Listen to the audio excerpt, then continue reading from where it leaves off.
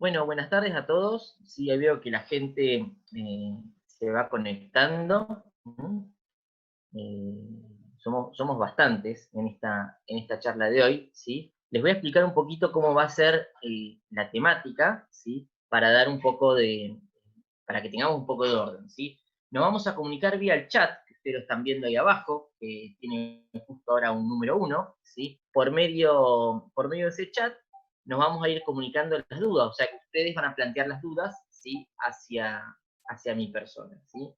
La idea de esto por ahí es que sea como una charla con ida y vuelta, es decir, que a medida que yo vaya de andando en la exposición, ¿sí? Ustedes quizás vayan haciendo las preguntas del caso.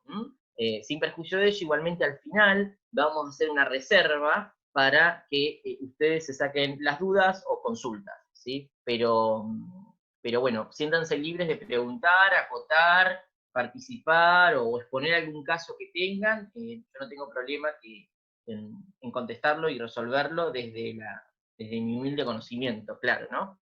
Así que bueno, este curso se va a basar en dos reuniones. Esta es nuestra primera reunión. Después, a posteriori, creo que el 15, si mi memoria no me falla, vamos a tener un segundo encuentro que va a ser nuestro encuentro final, ¿sí?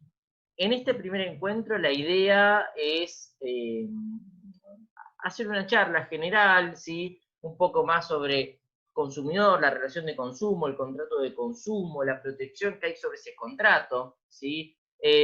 Hablar un poco del consentimiento y de andar ya en lo que es el camino al consumidor de tipo electrónico. Y quizás en un segundo encuentro, es lo que yo planeaba en mi mente, ver un poco más cuáles son las complicaciones que pueden llegar a surgir dentro de esa relación de consumo electrónica, ¿sí? Cuáles son las vicisitudes que puede llegar a encontrar el consumidor frente a ese proveedor de bien y de servicios. ¿No? Voy a tratar de hacer esta charla lo más didáctica y práctica posible, ¿sí? A fin de que lo que yo les cuente lo tratemos de bajar a la profesión, ¿sí? Pero ineludiblemente vamos a tener que tocar ciertos conocimientos teóricos. Así que bueno, igualmente yo les quiero agradecer porque veo que hay colegas, ¿sí? Matriculados de toda la provincia, para mí es un honor grande, y bueno, espero estar a la altura bueno, de los altos requisitos que ustedes tienen sobre esta charla, ¿sí? Bueno, sin más, vamos a dar comienzo a la charla que nos convoca. Nosotros vamos a pasar a analizar un poco si el rol del consumidor frente a una realidad particular que va a ser el contrato electrónico. Este consumidor, ¿sí? Que se va a encontrar frente a esta realidad particular que es el contrato electrónico, va a tener una cierta una regulación especial, pero también, ¿sí? Va a ser óbice de tener una regulación de tipo general, que me la va a dar, obviamente, el Código Civil y Comercial y la Ley de Defensa del Consumidor. Bien, previo a comenzar, vamos a tratar de definir, ¿sí? Los actores subjetivos que nos vamos a encontrar en esta charla. ¿Qué va a ser? Por un lado, el consumidor y por el otro lado, o en el otro extremo, el proveedor de bienes y de servicios, ¿sí? Este consumidor va a estar dotado de dos aspectos estructurales, es decir, que estructuralmente yo voy a identificar dos puntos o dos elementos que me van a decir, bueno, esto es un consumidor. ¿Estamos? ¿Sí?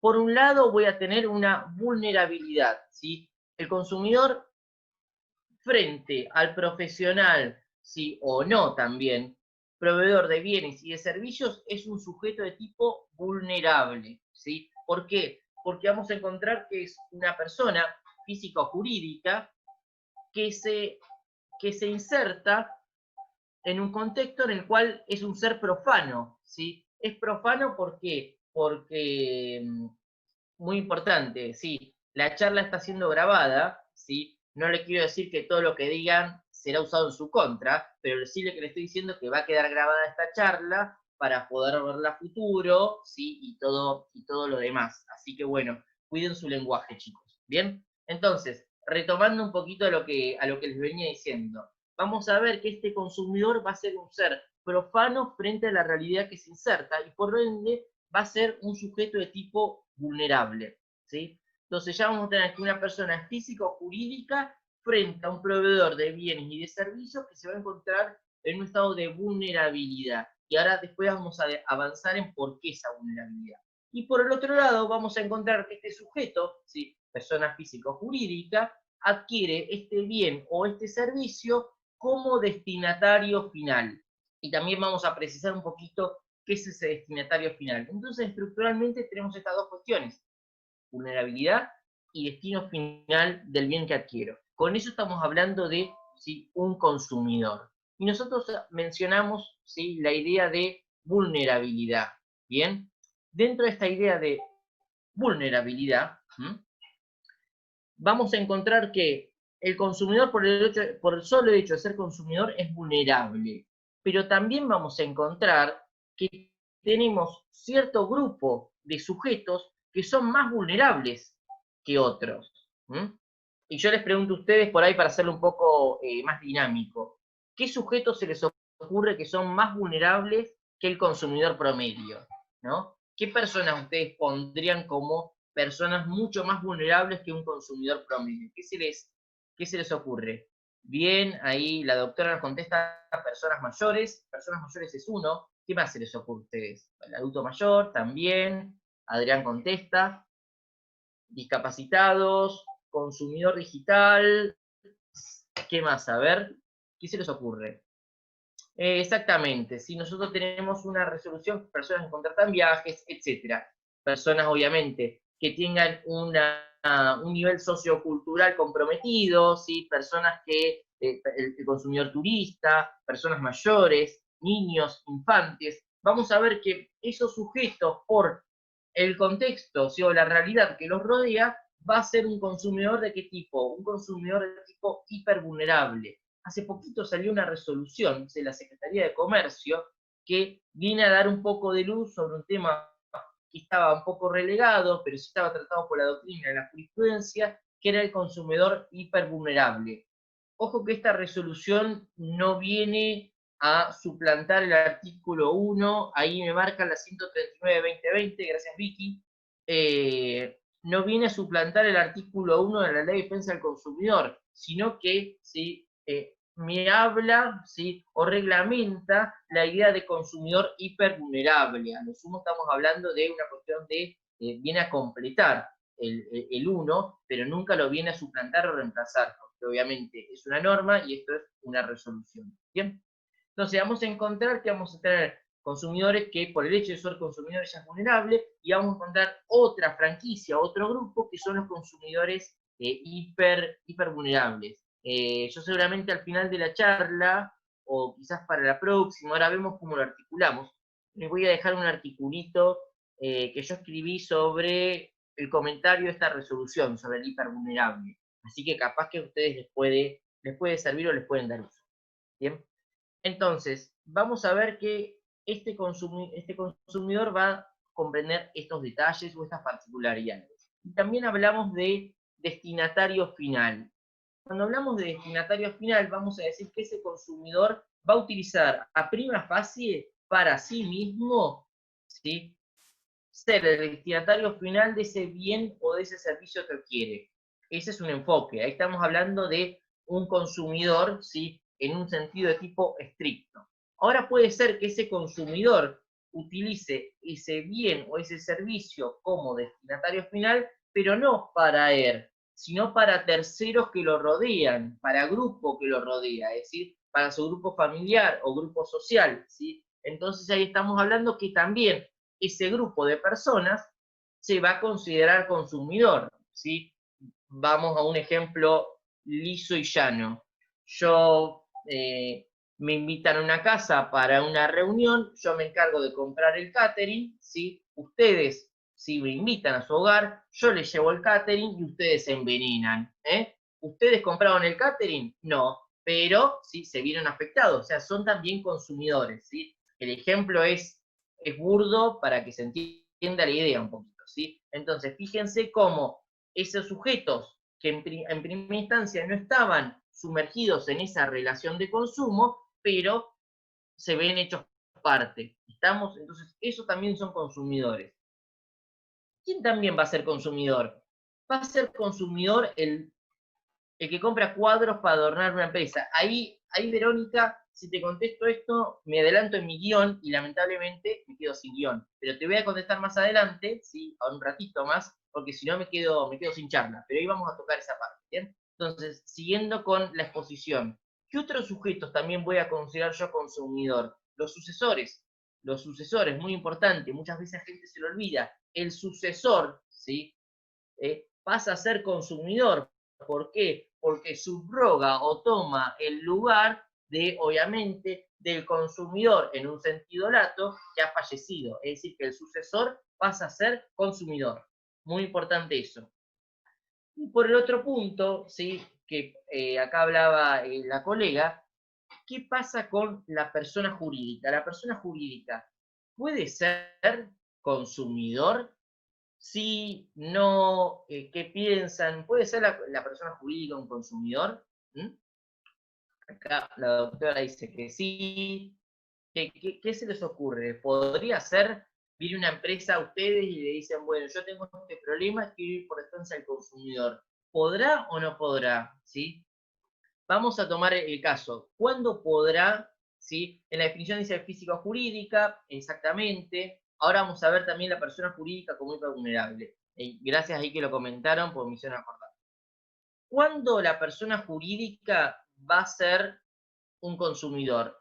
La persona jurídica será consumidor en tanto y en cuanto la adquisición de ese bien o de servicio sea para un uso final. O sea, volvemos a lo que hablaba de la definición. Es decir, que ese bien o ese servicio no lo incorpore, ¿sí?, a su cadena de producción de bienes y de servicios, sino que sí tiene que ser destinatario final. La empresa que compra cuadros para adornar los pasillos, ¿sí? La empresa que compra una máquina de café para que el personal tome café, la empresa que compra televisores para que el personal vea los mundiales. Le estoy dando casos clásicos que suelen ocurrir, ¿no? Entonces, todo ese tipo de compras, ahí la persona jurídica, sin perjuicio de que es una empresa, ¿sí?, estará actuando como un consumidor. ¿Por qué? Porque no suma ese producto a su cadena de producción de bienes y de servicios, sino que ese producto lo toma como un destinatario de tipo final.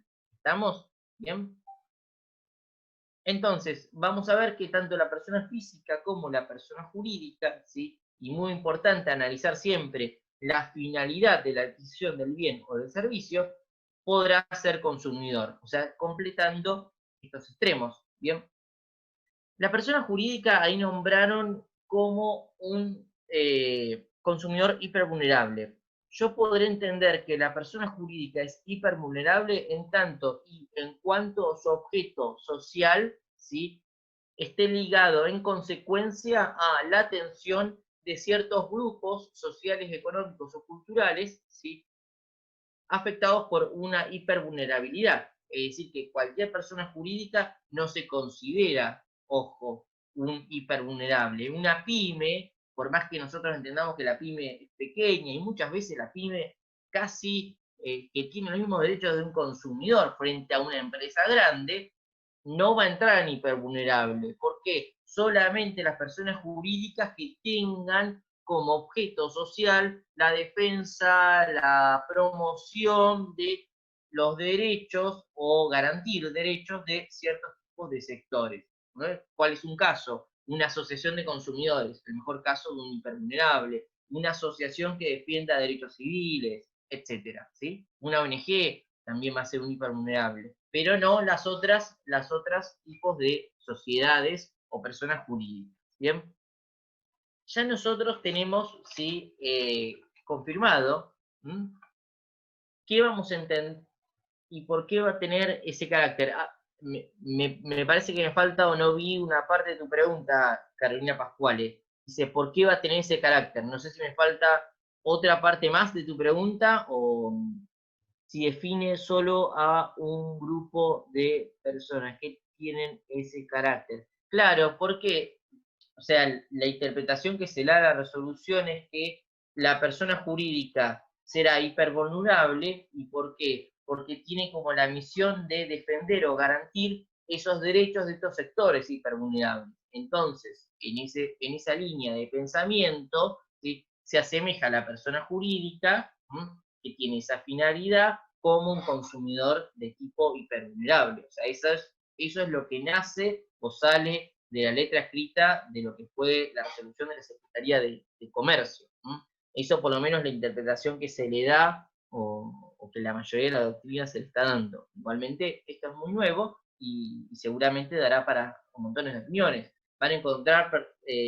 Vamos a encontrar opiniones que piensan que esta resolución es discriminatoria, ¿sí? Porque en un punto habla de que las personas eh, con, con cierta orientación de tipo sexual, ¿sí?, son sujetos de tipo hipervulnerables. Y bueno, hay gente que le hace ruido y dice, ¿pero por qué? Por yo no tener una orientación que sea con, enlazada con mi sexo, ¿eso me hace hipervulnerable? Otros dicen que sí, otros dicen que no. Me parece que esto va a dar para un montón de discusión, ¿sí? Pero jóvenes, no, este no va a ser el curso para esto. Solamente yo se los nombro, abuelo de pájaro, para que sepan.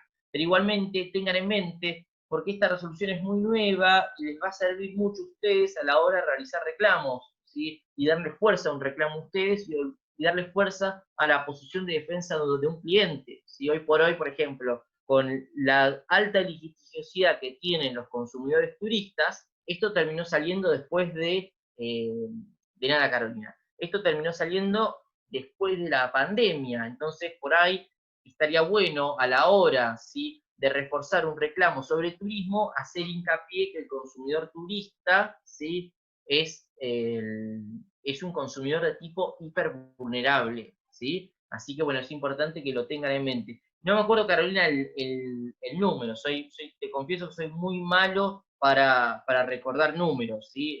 Pero bueno, búsquenla, pongan resolución hipervulnerables y le va a salir. Ahí confirman que es esa. Yo creo que el único número que me aprendí de memoria es mi celular y la 17711, cuando estudié yo en la facultad. Después todos los demás otros números me los olvidé. Creo que sé mi CBU, pero me parece porque es importante saber tu CBU. El resto no tengo ni idea, ¿sí? Pero bueno, tampoco ningún cliente se va a sentar frente al letrado y le va a decir, a ver, dígame, doctor, recíteme de memoria el artículo y el número de la norma. No sucede, no sucede, ¿sí? Así que bueno, ahora vamos a ver, ahí Verónica hizo un reclamo en la pandemia, ahora vamos a ver un poquito más de casos personales, pero déjenme un poquito más avanzar con todo esto. ¿Bien? El concepto de consumidor, ¿sí?, más allá de que vamos a tener el hipervulnerable y el vulnerable, es un concepto de tipo unitario, ¿sí? Los dos pertenecen al consumidor, o sea, los dos son consumidores. No vamos a hablar que estamos frente a diferentes tipos de consumidores. Lo único que vamos a decir que uno, sí, es más vulnerable que el otro. Entonces, en el espíritu protectorio que tiene la norma, a uno le va a dar una mayor protección, pero el otro igualmente va a estar protegido, ¿sí?, y garantido sus derechos. Y además recuerden, como empezamos nuestra charla, en esta relación de consumo es una relación que siempre va a ser desequilibrada, siempre el consumidor va a estar por debajo del proveedor de bienes y de servicios. Y ya vamos a ver por qué, vamos a identificar esas anomalías. Lo que viene a ser la norma, es decir, el Código Civil y Comercial, la Ley de Defensa del Consumidor y cualquier otro tipo de regulación, viene a tratar de equilibrar esto.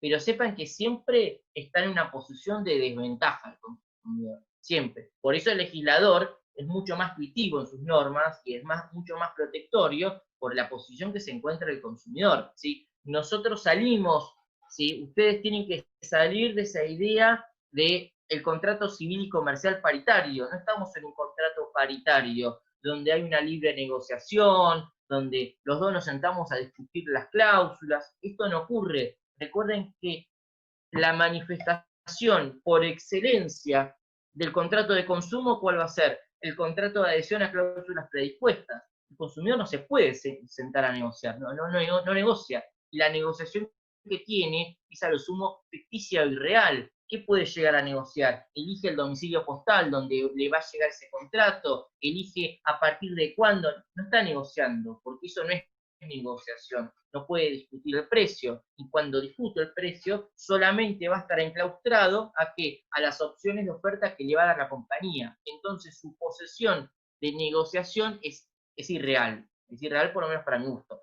Obviamente, vamos a tener algún colega, obviamente que defienda el derecho de la empresa, y quizás opine de otra manera, lo cual es totalmente respetable, porque es lo que hace el derecho, ¿no? Nosotros somos mediadores de la palabra, y esa palabra va a tener diferentes tipos de consonancias según la postura que nos paremos, pero que estemos en un plano antagónico de ideas no significa que no nos comprendamos o no respetemos. O sea, yo puedo entender totalmente que digan, mira Juan, a mí me parece que esto, visto de la óptica de la empresa, no es tan así. Y yo los entiendo, es así, no voy a entrar en conflicto, ¿sí? Y es más, me parece muy interesante el intercambio de ideas porque uno se hace otra cosa. Volviendo con esto, tenemos un concepto de consumidor de tipo unitario, ¿sí? Sin perjuicio de que si entramos un poquito más en el análisis, vamos a encontrar que ciertos tipos de consumidores van a tener una regulación de tipo específica. Por ejemplo, el consumidor financiero es un consumidor como muy mimado en el derecho de consumo. Fíjense que hay un montón de normativas frente a este consumidor financiero, pero no estamos hablando de otro tipo de consumidor o de un subtipo de consumidor, sino que vamos a estar hablando del consumidor, ¿sí?, en el entorno del derecho financiero, ¿sí? ¿Qué tipos de garantías le surgen? ¿Sí? Si hablo rápido, si les parece que es aburrida la charla o lo que sea, díganme que lo vamos cambiando o girando o tocando otros temas. Yo no tengo problema. La idea es que ustedes lo disfruten y que no sea una tortura todo, ¿sí? Así que de lo que ustedes digan yo me puedo poner a hablar con mis limitaciones. Bien, entonces ya tenemos identificado el consumidor. Perfecto, ¿sí? Ahora tenemos que identificar al otro extremo, es decir, al que está del otro lado, ¿sí?, del río. ¿Y que quién va a ser? El proveedor, ¿sí? El proveedor. El 1093 del Código Civil y Comercial me da una definición de proveedor que es mucho más amplia de la definición que me da la 24240, la Ley de Defensa del Consumidor, con sus modificaciones. ¿Y por qué es más amplia?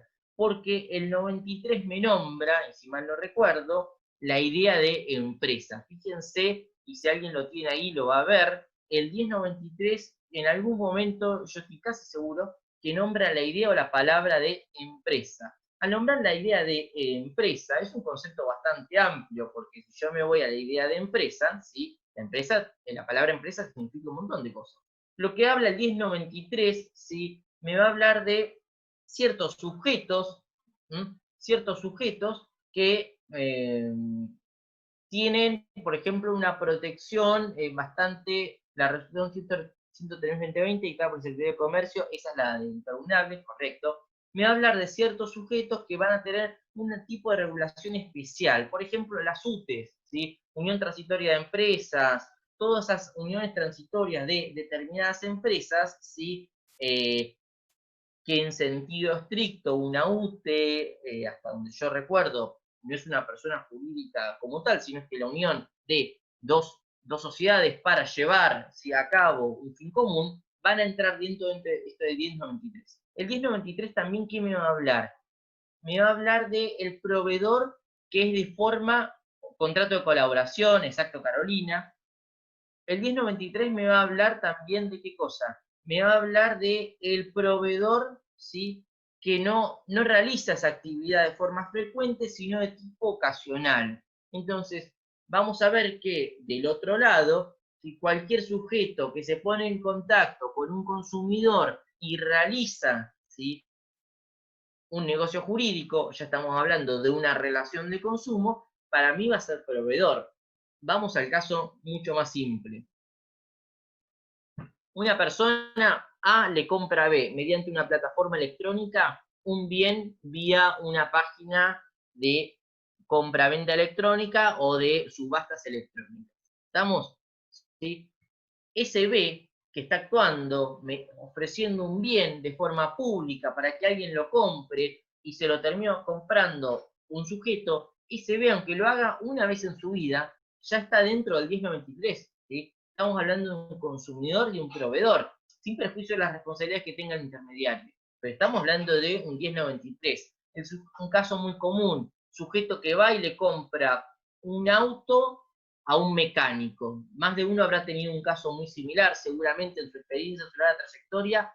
Le compra un auto que tenía de rezago un mecánico, se lo vende y el auto obviamente, el auto no funcionaba. Ese mecánico, ¿sí?, está dentro de una relación de consumo, estamos hablando de un consumidor y de un proveedor. Entonces, por más allá de que sea de tipo ocasional, ¿sí?, estamos hablando de un proveedor. Este proveedor puede ser persona pública, ¿sí?, o jurídica, es decir, perdón, una persona jurídica privada o una persona jurídica, obviamente, pública. Es decir, que puede ser proveedor mío el Estado, nación, provincia, municipio, lo que sea, ¿sí? Entonces, fíjense que en una mediación de consumo podremos citar tanto a un particular como al Estado mismo. ¿Estamos ahí? Entonces, fíjense que el concepto de proveedor, ¿sí?, es bastante amplio, es mucho más amplio el del 1093 que el de la norma misma. Les voy a pasar a hablar, les voy a leer un poquito lo que es el 1093, ¿sí? Dice contrato de consumo.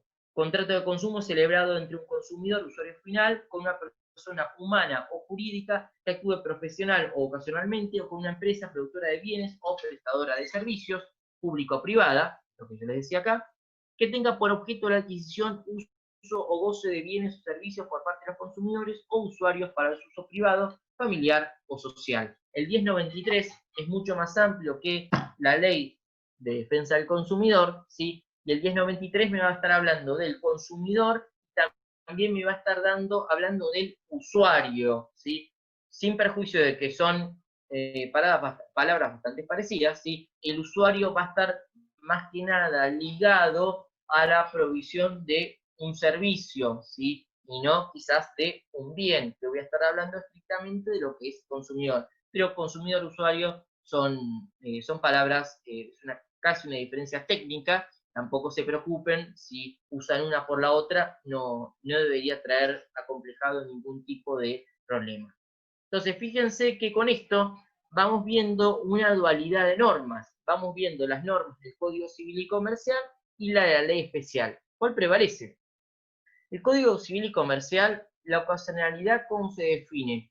La ocasionalidad se define que no se dedica como actividad principal la venta de determinado producto. ¿Estamos?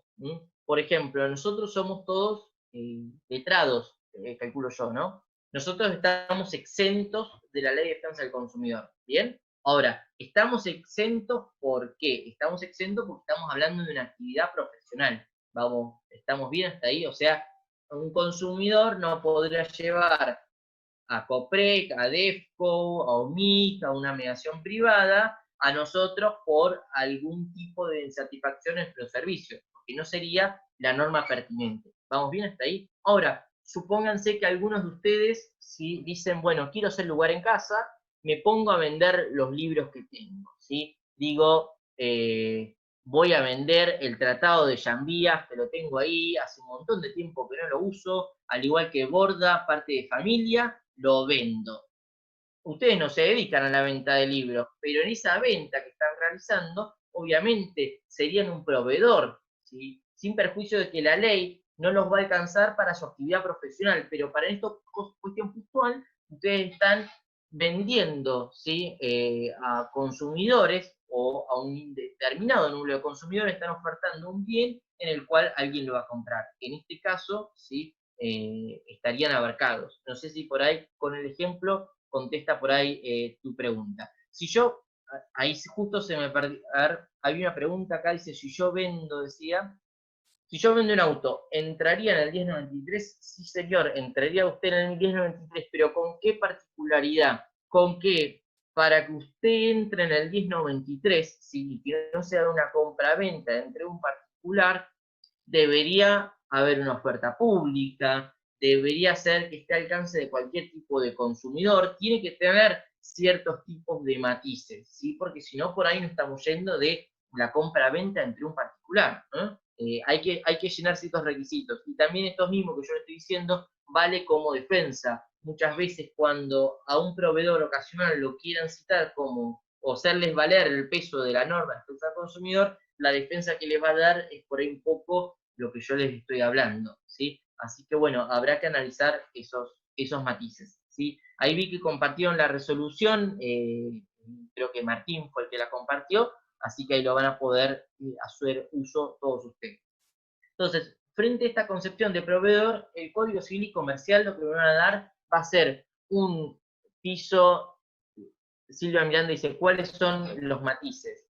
Bueno, yo tendría que analizar cuál es el matiz que se da. Por ejemplo, si yo pongo que vendo el auto, lo oferto de forma pública, ¿sí? Es una oferta no dirigida a una persona en particular, sino a la sociedad toda, ¿sí? Todo eso da la idea de que está abierto totalmente al consumidor. Ahora, si yo a vos, Silvia, te digo, Silvia, yo a vos de forma personal te quiero vender mi auto, no estaríamos, me parece, y en la interpretación vamos a encontrar diferentes tipos de argumentos, no estaríamos dentro de lo que es una relación de consumo, sino una compra-venta entre particulares, ¿sí? Eso sería por ahí los matices. Entrarían las ventas que se realizan a través de Marketplace. No sé, Claudio, bueno, pero ahí está, por ejemplo, el grupo de Facebook o un Marketplace, es público, ¿sí? Es público, todos podemos ver el bien, el precio, el valor, jugar por el mismo. No estaríamos hablando ya de la particularidad entre que A y B se convocan a realizar un contrato de compraventa. Estamos, me parece que por ahí va un poco, ¿sí? Ese igualmente vamos a volver sobre este tema, ¿sí? En nuestro segundo encuentro, donde vamos a ver con mucho más profundidad cuáles van a ser las inclemencias que puede subir el consumidor, ¿sí? Frente a estas cuestiones, ¿sí? Pero que déjenlo ahí en stand-by, que esto lo vamos a ver en nuestro segundo encuentro. Igualmente lo podemos ver o contestar un poquito más al final de la charla.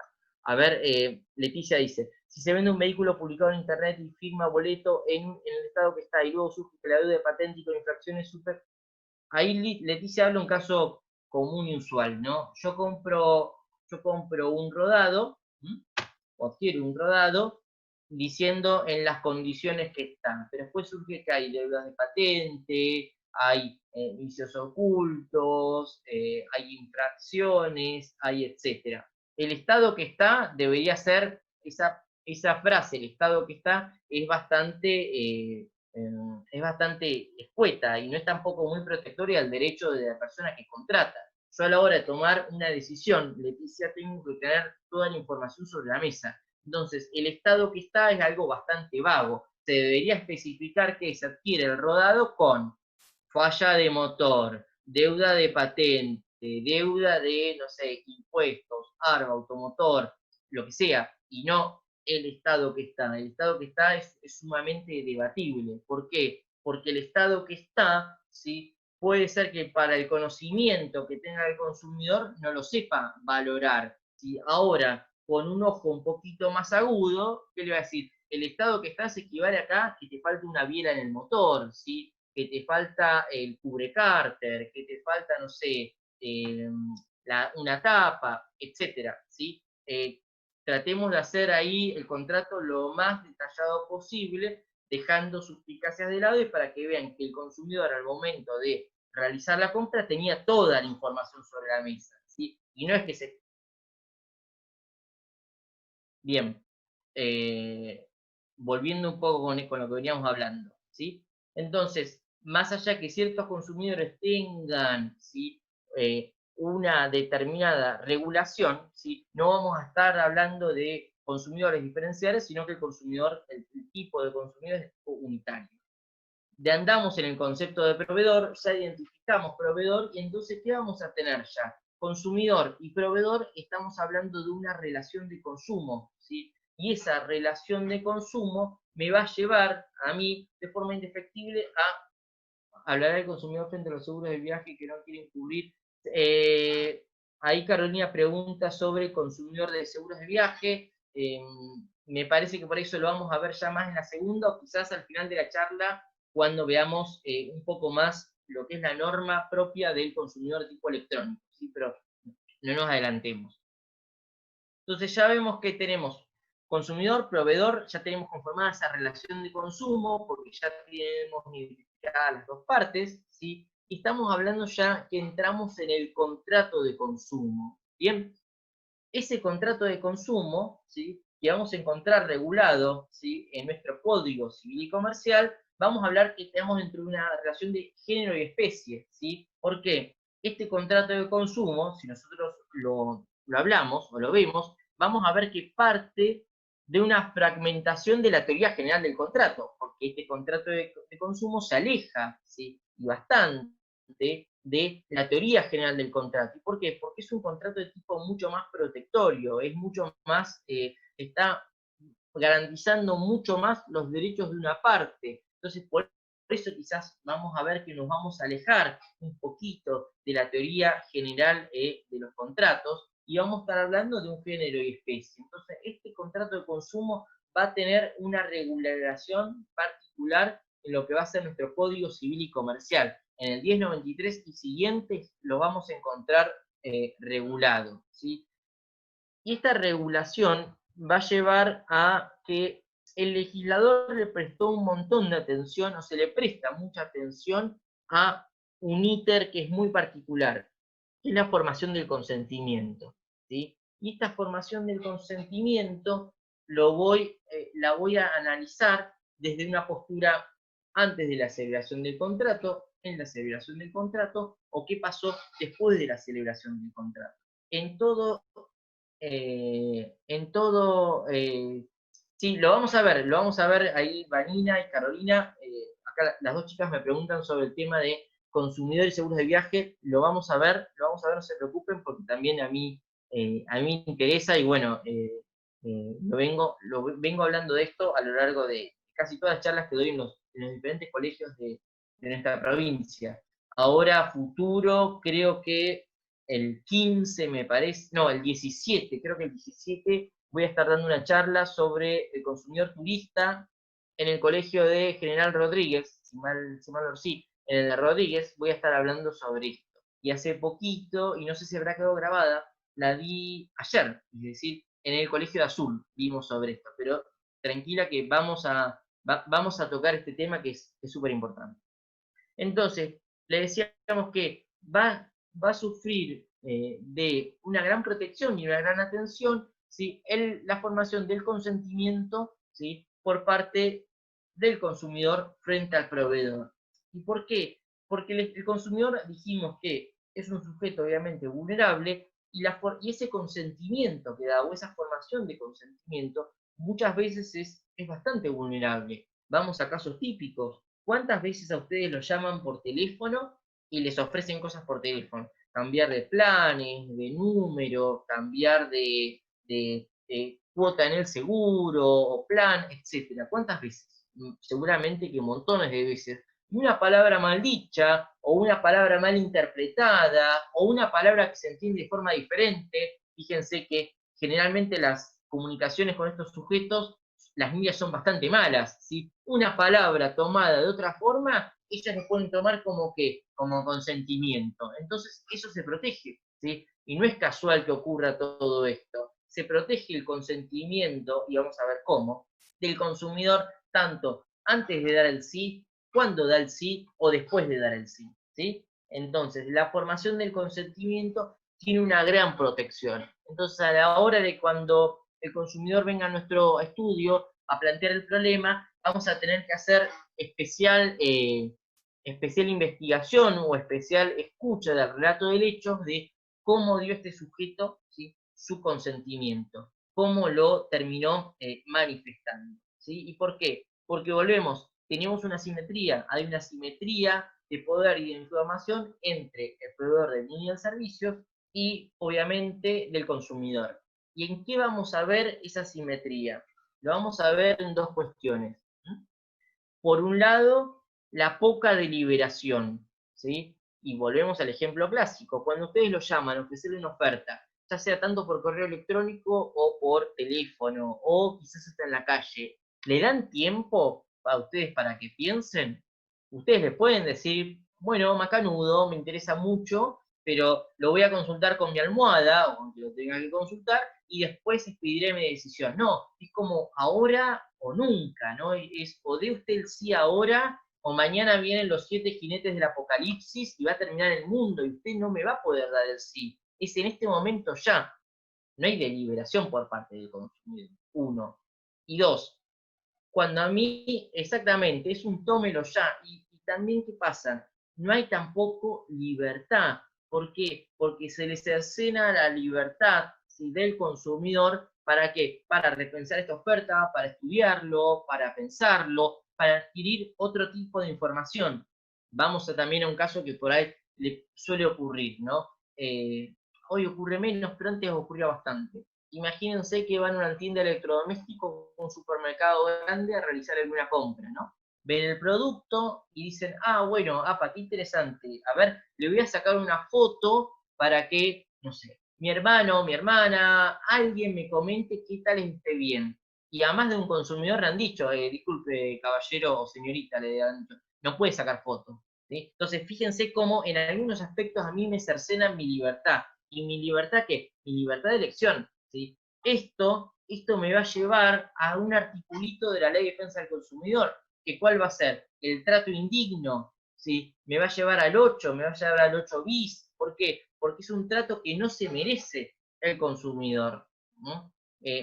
Esta violencia que quizás veamos, o esta poca libertad, también lo podemos ver o lo vamos a poder observar, igualmente esto se da más quizás en la órbita postcontractual, en el recupero de deudas, el recupero crediticio. Seguramente más de uno de ustedes, y también quizás entiendo que quizás ustedes o más de uno de ustedes sean también los abogados de recuperos crediticios, pero más de uno de ustedes quizás habrá tenido algún cliente en el cual constantemente lo amenazan con deudas. ¿No les pasó alguna vez? ¿No les pasa que les mandan correos, cartas? Un poco más falta que, como que va a salir un decreto del Poder Ejecutivo que le va a decir, bueno, venga y pague. ¿No les pasó que los rodean de cartas, llamados? Llaman a todo el mundo. Llaman a la empresa, al hermano, a la tía, al esposo, a la esposa, al novio, a la exnovia, a todos. ¿Sí? Todo eso es bastante violento y es bastante invasivo, ¿sí?, contra el consumidor. Amén de que también las amenazas están basadas obviamente en la mentira. Ocurre muy frecuentemente que al consumidor se lo amenaza que si no paga, y hay varios casos sobre esto, se le va a secuestrar el pasaporte, cosas irreales, o remate de los bienes mañana. Y acuérdense, y volvemos con esto, el consumidor es una persona profana, es un lego muchas veces, ¿sí? Y va a acudir con nosotros con miedo, porque si alguno de ustedes, pero obviamente todos son expertos en el derecho, pero si no lo fuesen, les llega una carta que tenga ciertos tintes de seriedad y que aparente legalidad, que les dicen que si no pagan, se le va a proceder a mañana a rematar los bienes, ¿no estarían asustados? ¿No? Bueno, vamos a ver que frente a eso, ¿sí?, pánico, exactamente, pánico, presión, y además también buscan desestabilizar al consumidor. No es que a él apuntan, sino que apuntan a que a todo su entorno familiar, ¿sí? Llega a la casa y que le dicen, no sé, Ricardo, ¿cómo es que tenemos una deuda y nos van a rematar el departamento? No, bueno, esperá, no están así. Bueno, o sea, hacen que el problema del consumidor sea también un problema de todo el círculo familiar. Todo eso va a estar regulado y también les voy a dejar, si quieren, igualmente seguro deben tenerlo, una carta documento de estilo que se utiliza, ¿sí?, para enviar para el cese, ¿sí?, de esta coacción que utilizan ciertos preestudios o profesionales o empresas para el cobro de deudas. Esto es ilícito, esto no se puede hacer, ¿sí? Pero bueno, se los voy a pasar igualmente para que lo tengan. Esto acá, como dice Noemí, es hostigamiento hacia el consumidor. Uno no puede hostigar al consumidor, sino que el cobro de deudas tiene que ser por su canal normal, pero no esto. Pero fíjense que por ahí esto es un sector que quizás ustedes no lo están por ahí capitalizando, o es una incumbencia que estamos perdiendo, pero es una linda herramienta porque le pueden dar al consumidor. Sí, queda la charla grabada, así que todo lo que me estoy comprometiendo que les voy a dar, se lo voy a tener que dar, porque esto está grabado, ¿sí? Y yo no quiero que si incluso después me cuelguen de un árbol. Así que todo esto está grabado, así que todo lo que me estoy comprometiendo se lo tengo que dar. Así que no pidan que me comprometa con más cosas, porque si no, voy a terminar yo mal. A ver, Carolina dice, yo entiendo que debe protegerse, pero en caso de atención personal a consumidores, donde el vendedor explica las características del bien, etcétera, etcétera. Y luego, cuando compran y tienen un problema, dicen que no fueron informados. En este caso, creo que el consumidor se comunicó telefónicamente toda la... Está bien. Notar, Carolina, se los voy a dejar, si puso de alguna forma, quizás se lo hagan llegar, o lo suban, o ellos verán, pero, o se los comparto en nuestra próxima exposición, ahí veremos, pero los van a tener en su poder, no se preocupen. Ahí, Carolina, es importante, por ahí te contesto, pero me adelanto en la exposición. La prueba es muy importante en consumo. Tenemos que salir de la idea de la prueba del contrato civil y comercial, de lo que yo alego, lo tengo que probar. Acá la prueba, la carga de la prueba, ¿quién lo va a tener? ¿Quién va a tener que demostrar, ¿sí?, de que se le entregó el manual de instrucciones al consumidor? ¿Quién va a tener que demostrar que nos comunicamos con el consumidor para, ¿sí?, el proveedor, ¿sí? Ahí el proveedor va a tener que demostrar todo eso, todas esas cuestiones. El consumidor lo va a tener que manifestar, ¿sí?, y obviamente acreditar hasta sus límites, pero el resto lo va a tener que aportar el proveedor, ¿sí? Es decir, prueba o documental en manos de otro. Él va a tener que agarrar y ponerlo. Vamos a un caso típico, ¿no? La mayoría de los contratos de turismo, ¿sí?, que se vean con las agencias, van a ver que más de un consumidor no tiene ese contrato. No llega el correo, no lo tiene. Ahora, ¿quién tiene ese contrato?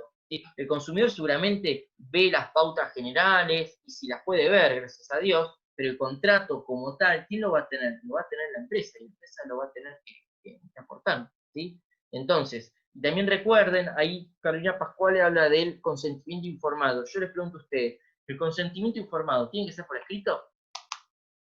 ¿Tiene que ser por escrito? Sí, no, ¿qué se les ocurre? ¿Mm? No, Carolina dice que no, entiendo que es sí o no, no. El consentimiento informado no tiene que ser escrito, ¿sí? Puede ser verbal, de eso no hay ningún tipo de problema, ¿sí? El consentimiento informado no necesariamente tiene que llenar el ritualismo de ser por escrito. En la mayoría de los casos sí es, por ejemplo, los casos más comunes son las intervenciones quirúrgicas o las intervenciones en donde ronda el derecho a la salud. La mayoría van a ser escritos. ¿Por qué? Por una cuestión de tipo probatoria, ¿no? Se le demuestra que el consumidor, ¿sí?, de salud se le hizo saber todo, ¿sí? Es de verdad, pero es para los efectos probatorios más que nada. Pero no necesariamente tiene que ser por escrito. Entonces, volviendo, vamos a ver que vamos a tener una simetría, y en esta simetría se busca proteger esta formación, ¿sí?, del consentimiento. Y esta formación del consentimiento, ¿sí?, esta protección de la misma, se va a venir dado por la especial mención que va a hacer en nuestro Código Civil y Comercial en los artículos 1096 y 10 hasta el 1099, ¿sí?, donde me va a hablar de la protección, ¿sí?, de la formación de ese consentimiento. También la ley de defensa del consumidor, su artículo 35, me va a hablar de la formación del consentimiento, y vamos a ver que va a haber un estudio de el consentimiento en su formación, el consentimiento cuando ya está trabado ese consentimiento, cuando yo ya lo otorgué, o el consentimiento que yo di y los efectos que tiene de forma post, ¿sí? Es decir, la postventa. Cuando estoy hablando de la formación de ese consentimiento, que es decir, que el consumidor todavía no dio el sí, voy a tener un especial cuidado, ¿sí?, y se va a estar regulado todo lo que tenga que ver con la oferta condicionada, ¿sí? Adquiera determinado producto que está en oferta, pero está ligado a la obtención de otro producto. Es decir, como que yo tengo que adquirir una cosa primero para después hacerme de esa oferta, ¿sí? Pero fíjense que lo que primero que se anuncia es la oferta del bien, y después nos vemos en letra chiquitita, o vamos a ver que la práctica comercial que dice, pero para yo obtener esa oferta, tengo que comprar otro bien diferente u otras cantidades diferentes. Esa oferta condicionada, sí, no estaría permitida. Exactamente. Ahí hablan de el famoso contrato atado, ¿sí? también voy a tener especial mención, le voy a prestar una gran atención a todo lo que es la publicidad. Entiéndase la publicidad en un sentido amplio, ¿sí? La publicidad de ese bien o de ese servicio, y esta atención de la publicidad será tanto a las pautas de la publicidad misma, es decir, qué ofrece al consumidor, ¿sí? Y también a qué grupo de consumidores va orientado, porque si el bien si está orientado a determinado grupo de consumidor, que puede ser un grupo de tipo hipervulnerable, esa publicidad tendrá que tener una mayor información de la información que se brinda de forma usualmente. Entonces vamos a ver que va a haber una lupa, ¿sí? Apertura de cuenta a gente mayor, ¿sí? Venta de ciertos tipos de determinados productos a niños, ¿sí? Etcétera, etcétera. Círculos de autoahorro. Vamos a ver que la información tiene que ser mayor. Entonces, esa oferta condicional o esa oferta de determinados sujetos, vamos a ver que hay un gran interés en cómo se da ese consentimiento por parte del consumidor. ¿Bien? Después, ¿qué va a pasar? Después vamos a ver que el consentimiento ya fue otorgado, ¿sí? Entonces, ya el consumidor dio su consentimiento, ¿sí? Ya es cliente, es decir, ya es cliente, ya es usuario, ¿sí? De este proveedor de bienes y de servicios. Entonces ahí vamos a pasar a analizar cuál es el comportamiento por parte del proveedor del bien y del servicio frente a la cuestión del consentimiento.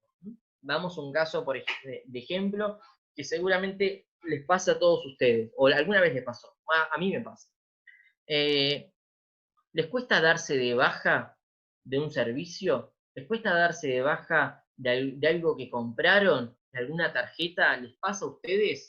¿O soy yo la única persona que es abogado y me siento tan inútil que a mí también me pasa? ¿Les pasa a ustedes? Esto es como un grupo de autoayuda, ¿no? ¿Les pasa a todos ustedes? ¿Sí? Bueno, qué bien. Me siento mejor porque yo pensé que era la única sujeto que le pasaba. El tipo es abogado y no se puede dar de baja. Ahora, con esta cuestión que a mí me cercenan, ¿sí? El poder salir de esta relación, me están cercenando ¿qué cosa? Me están cercenando mi consentimiento. Como yo doy mi consentimiento para entrar, ¿sí? También yo puedo revocar mi consentimiento o anular mi consentimiento o resolver ese consentimiento que di de ese negocio jurídico e irme de la relación. Entonces, cuando se ponen trabas, ¿sí? Para salir de esa relación jurídica, vamos a estar viendo que se está afectando el consentimiento que en su momento otorgó, ¿sí? El consumidor y que ahora no puede retirarlo. ¿Por qué?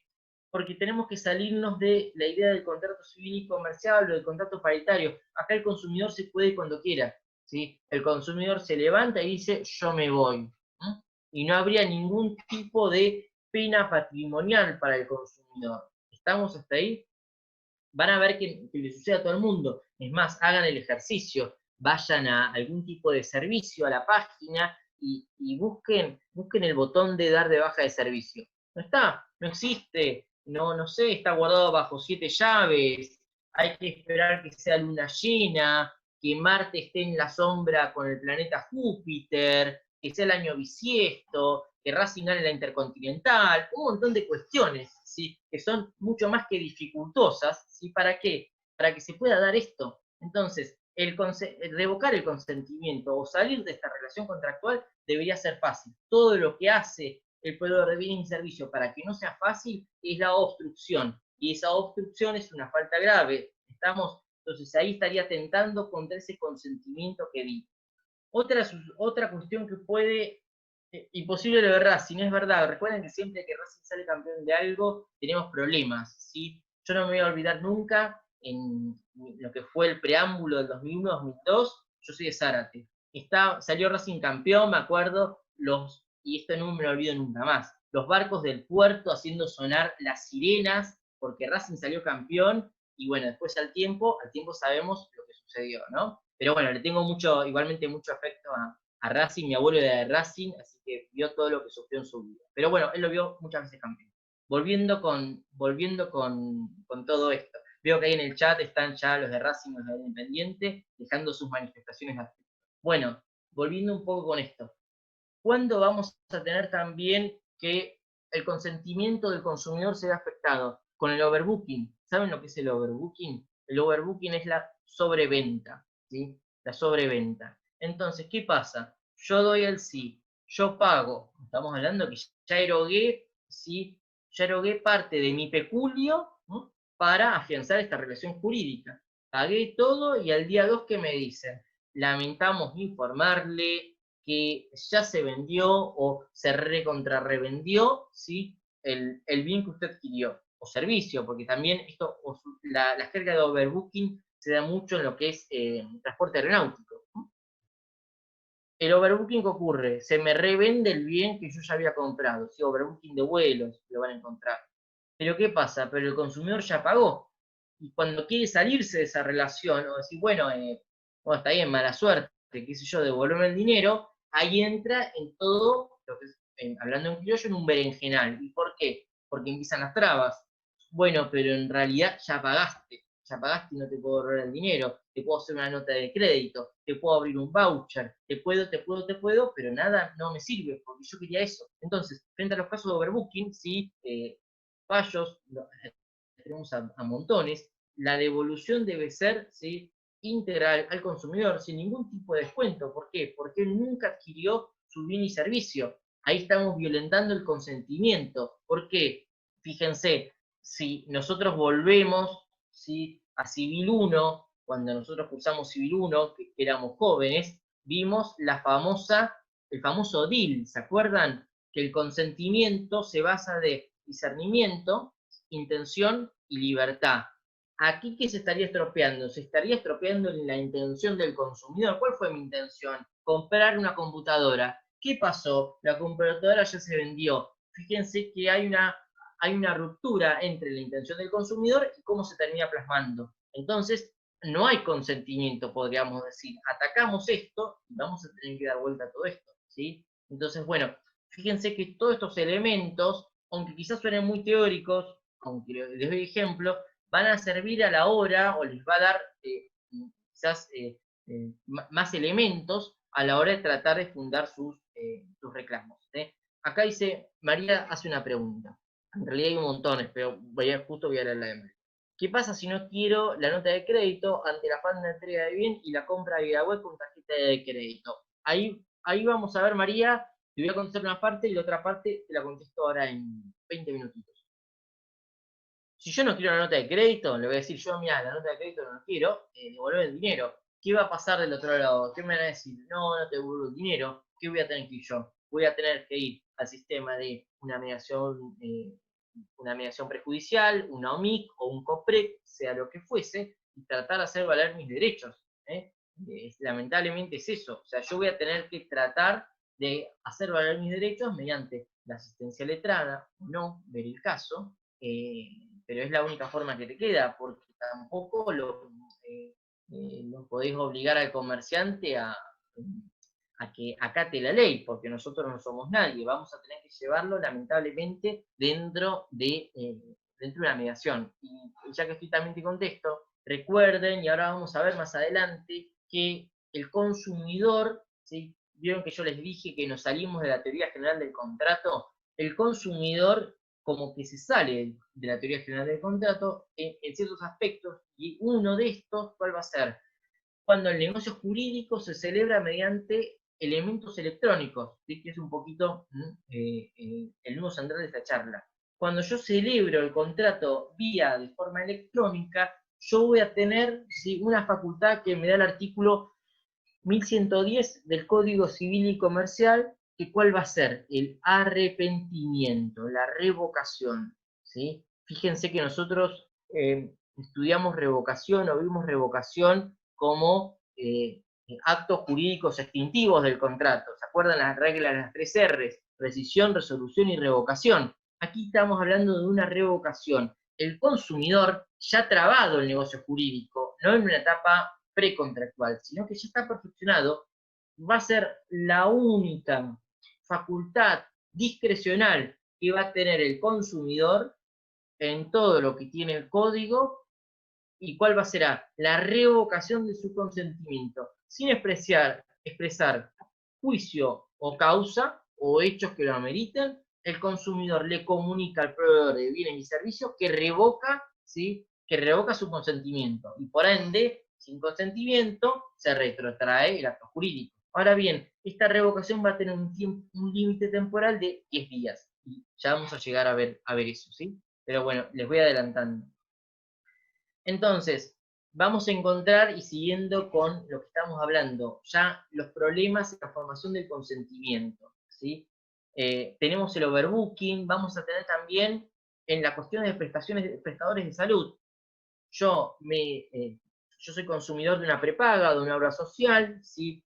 Signo el contrato y cuando quiero hacer uso, ¿sí?, de las facultades que me da el contrato, es decir, el servicio médico, que voy a encontrar negativas de servicio, ¿sí? Negativas de servicio por cuestión geográfica, negativas de servicio porque ahora momentáneamente no están dando servicio, pero fíjense que se me desvirtúa el consentimiento, porque yo di mi consentimiento ¿para qué? Para contratar con esta prepaga porque me da estas posibilidades. Si a la postre no la estoy teniendo, voy a estar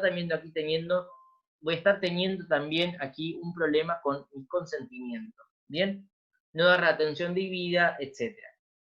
De forma postcontractual, ¿sí?, el consumidor se va también a encontrar con problemas. Fíjense que la vida del consumidor es todo un problema. Antes del contrato, en el contrato y pasado el contrato, el consumidor va a seguir sufriendo, ¿sí?, cuestiones de su anterior relación jurídica.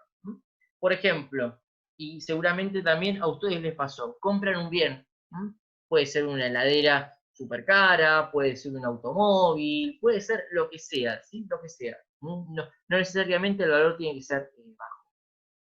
¿No les ha pasado que por ahí lo compran y después no hay servicio técnico? Por ahí, los que no escucharon por ahí amigos o colegas o familiares que dicen, no compro determinada marca porque después no se consiguen los repuestos. Es algo, una frase muy usual, ¿sí? ¿Cuántas veces ustedes escucharon que no compré tal auto porque después conseguir un repuesto es imposible? ¿No escucharon alguna vez esa frase?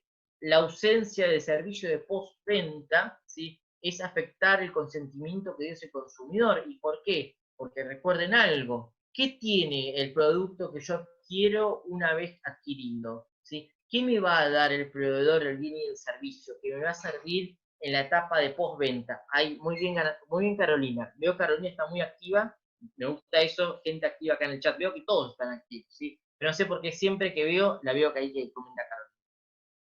El servicio de postventa está hablado de la cuestión de la garantía, ¿sí? Se me debe dar una garantía y esa garantía veremos, ¿sí?, el plazo que puede ser. Esa garantía que supone, va a suponer, ¿sí?, un servicio técnico que cubra esa determinada garantía. De nada me sirve mi garantía que yo me tenga que ir fuera del suelo patrio para arreglar un bien que yo adquirí. De nada me sirve. Entonces, la ausencia de un servicio técnico va a afectar ese consentimiento. Y también una afectación del consentimiento, que es por ahí lo que veníamos hablando anteriormente en la charla, que es esta persecución por deudas, que deudas obviamente inexistentes. Si yo me doy de baja, ¿sí?, de una relación jurídica, que también puedo pedir yo un libre deuda del mismo, ¿sí?, esas cobranzas de forma intimidatoria se están afectando a la formación de ese consentimiento, que es un consentimiento postcontractual, pero igualmente afectado. Entonces vamos a ver que esa cobranza agresiva, intimidatoria hacia el consumidor por un supuesto estado de morosidad, ¿sí?, va a ser penada. Recuerden que a la hora de identificar cuando estamos hablando de un cobro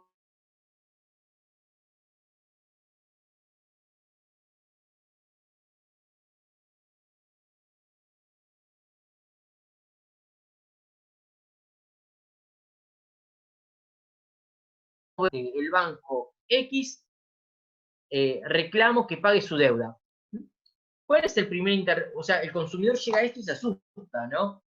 Porque bueno, me están reclamando que yo pague una deuda. ¿Qué es el primer problema que nos surge en esta oración, no? ¿Cuál sería la primera pregunta que ustedes como letrados harían, ¿sí? Están fríos y centrados en su estudio, le cae este papel. ¿Cuál es la primera pregunta disparadora que nos deberían hacer? Primero, A, ¿qué deuda?